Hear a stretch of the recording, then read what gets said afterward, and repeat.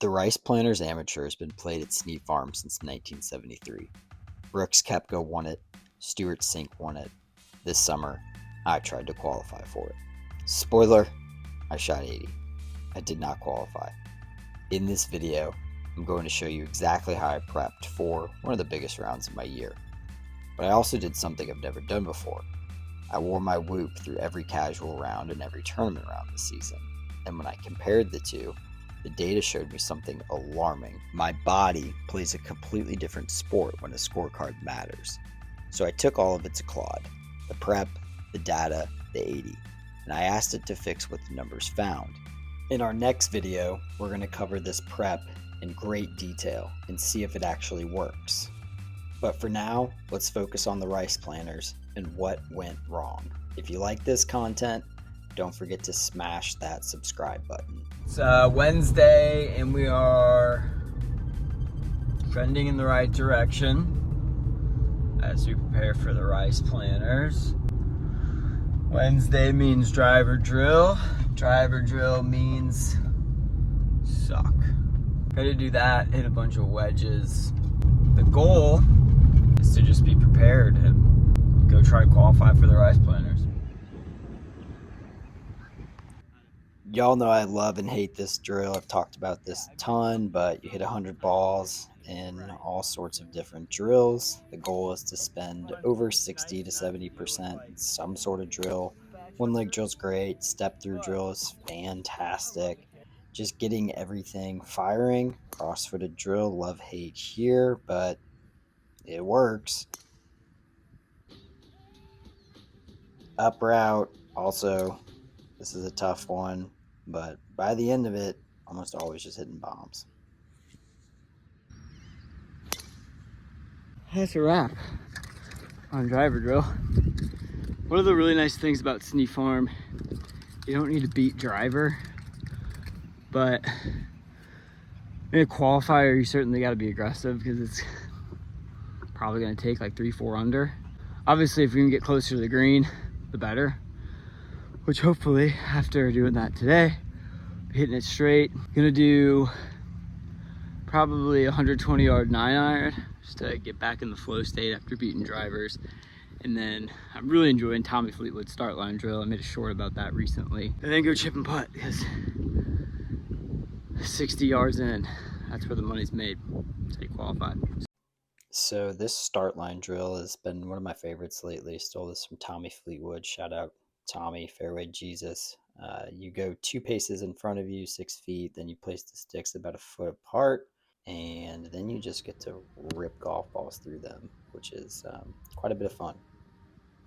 Feeling a little bored here. Oh, that was a toe shank. And you will absolutely smoke them from time to time, which is kind of satisfying, even though that's not the goal. Rolled into some chips here, and 1 foot is always great. And of course, cross-footed is great here too. Just gives you that really good control. I could do this for hours. All right, another practice day in the books. It feels pretty dang good. Now it's just a matter of detaching from the outcome. Said it before, I'll say it again. Can't put too much pressure on myself. It's the old habit that I like to fall back into. So, just gonna go out there and have fun. Rice Planters qualifier. I was getting a little excited. I remembered what we do this all for. A, to have fun. B, detach from the outcome. Detach from the outcome. Cannot forget about detaching from the outcome. It's a lot more fun that way.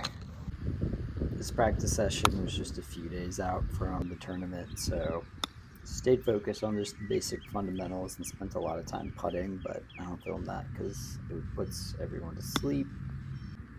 1 arm pitch is something that's really solid. It's what we like to call a weakness exposing drill. If any part of your swing is off, you're going to chunk it or skull it. So you really got to use your core and just let it flow. It's so much fun doing these. Rice Planters qualifier this morning. We caught the 90% recovery on the whoop. I am super excited. Played Yeamans Hall on Saturday, shot 76. Played the Muni yesterday, shot 73. Obviously, that's not going to be good enough to qualify.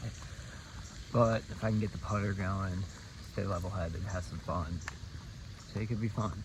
So I'm really focusing on, again, just detaching from the outcome. Just like my dog.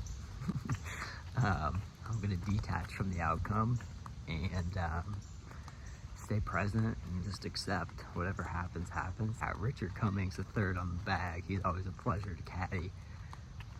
And we're just gonna hang out, hit some golf shots, and have a lot of fun. So had some good and had some bad. First things first, 35 putts. That's not great. But for context, I was trying to go after everything after I opened with 2 doubles, and that led to a lot of 3 putts. The other thing, 7 of 14 fairways, 50%, that's not very good. And 9 of 18 greens, 50%, that's not very good either. So a lot of this you can point to swing, whatever, but what it comes down to me is the mental side. An average heart rate of 83 beats per minute versus 94 beats per minute in a tournament round. Like, what am I doing out there? Not to mention the spike, 112 beats per minute versus 132 beats per minute. What's going on? And then, of course, the strain, like a 4 strain, that's a casual walk in the park. Got some John Mayer playing and we're chilling. 7, starting to get into like light jog, cycling territory. Like, that ain't it. So clearly there's something going on. And it's got to be all upstairs. So we're going to figure this out one day at a time. We've got a game plan going into our next tournament here this weekend. We're going to go through it diligently every single day. Not really sure how we're going to cover that because it's all going to be training upstairs, but we will find a way. We will use Claude, and hopefully we'll go out there and win that Goose Creek Invitational, is what I'm calling it. I think it's the Goose Creek City Amateur. But thanks for following along. Don't forget to subscribe and share. We appreciate it. Thank you so much.